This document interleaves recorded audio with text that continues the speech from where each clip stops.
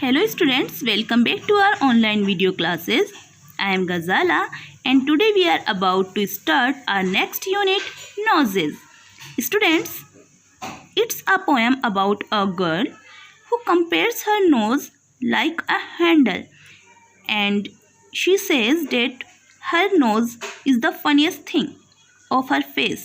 तो वो अपने नोज़ को जो है अपने फेस का सबसे फनीस्ट थिंग मानती है. एंड वट शी सेज, और वो क्या कहती है, let's read. Noses. I looked in the mirror and looked at my nose. It's the funniest thing the way it grows. Stuck right out where all of it shows, with two little holes where the breathing goes. Now see, I looked in the mirror. मैंने शीशे में खुद को देखा. And looked at my nose, और मैंने अपनी nose को देखा, अपनी नाक को देखा. मैंने शीशे में देखा.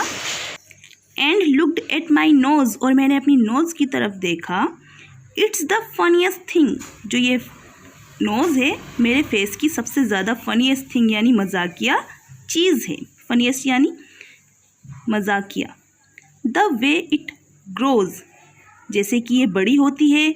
Stuck right out where all of it shows, with two little holes where the breathing goes.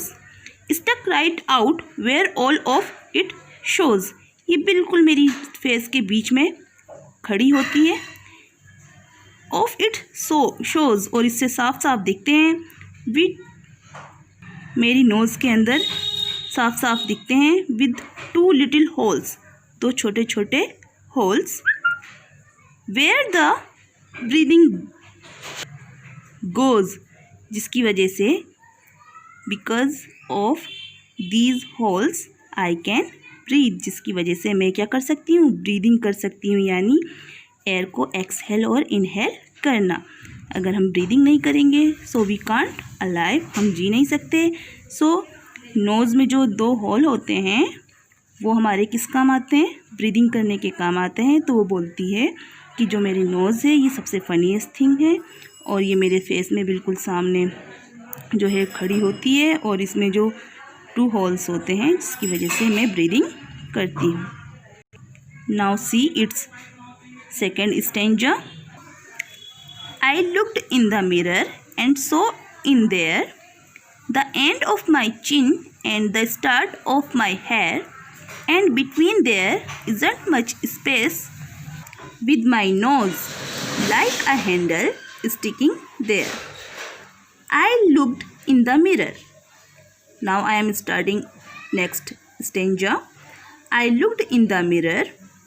I looked in the mirror, मैंने शीशे में देखा. And saw in there, और मैंने वहाँ देखा. The end of my chin, मेरे चिन के अंत में. And the start of my hair, और मेरे हेयर के स्टार्ट में, यानी सर के जो हेयर स्टार्ट होते हैं वहाँ पर, फोरहेड में वहाँ पे, और चिन के एंड में. एंड बिटवीन देयर, और उनके बीच में, यानी मेरे फोरहेड यानी मेरे हेयर जो हैं, जहाँ से मेरे हेड है, जहाँ से मेरे हेयर स्टार्ट हुए हैं, और जो मेरी चिन है उनके बीच में. Isn't much space to spare with my nose, nose के साथ मेरी जो फेस है उसमें ज़्यादा स्पेस नहीं बचा है, क्योंकि फोरहेड के बाद मेरे आइज़ है, फिर नोज़ हैं, लिप्स हैं, चिन हैं, तो मेरे फेस पे ज़्यादा स्पेस नहीं बचा है. लाइक अ हैंडल, और जो मेरी नोज़ है वो एक हैंडल की तरह, यानी जो डोर में जो हैंडल होता है उसकी तरह चिपकी हुई है. स्टिकिंग देयर, जैसे डोर में हैंडल चिपका होता है जिसकी सहायता से, जिसकी हेल्प से हम डोर को खोलते बंद करते हैं, उसी तरीके से जो मेरा फेस है उसमें मेरी नोज़ चिपकी हुई है, like a handle. So students, it was your second stanza. Now move to third stanza. If you ever want to giggle and shout and can't think of what to do it about, just look in the mirror and then no doubt you will see how funny your nose sticks out. If you ever want to giggle. Students, it's your third stanza, third and final stanza. If ever you want, अगर आप कभी चाहते हैं, to giggle means गुदगुदी यानी आप you want to laugh like a silly person, आप बहुत ज़्यादा हंसना चाहते हैं। एंड शाउट, और चिल्लाना चाहते हैं खुशी से। When we feel happiness that time we shout also ना। And can't think of what to do it about, और हमें पता नहीं चलता कि हमें करना क्या है। एंड कांट थिंक, और हमें समझ में नहीं आता what to do it about, इसके लिए हमें क्या करना है। Just look in the mirror, तो सिर्फ क्या करिए, जस्ट लुक, सिर्फ देखिए, इन द मिरर, मिरर में। एंड देन, और तब, नो डाउट, बिना किसी डाउट के, यू विल सी, आप देखेंगे, how funny your nose sticks out, how funny your nose, जो आपकी नोज है वो कितनी फ़नी है।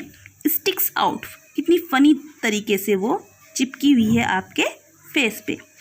So students, I hope you enjoyed this poem, and it is written by Ellen Fisher. So students, what you have to do, beta, you will write these 3 stanzas in your English Fair notebook with your poetess name also. Write poetess name also, Ellen Fisher. And after completing your poem with your,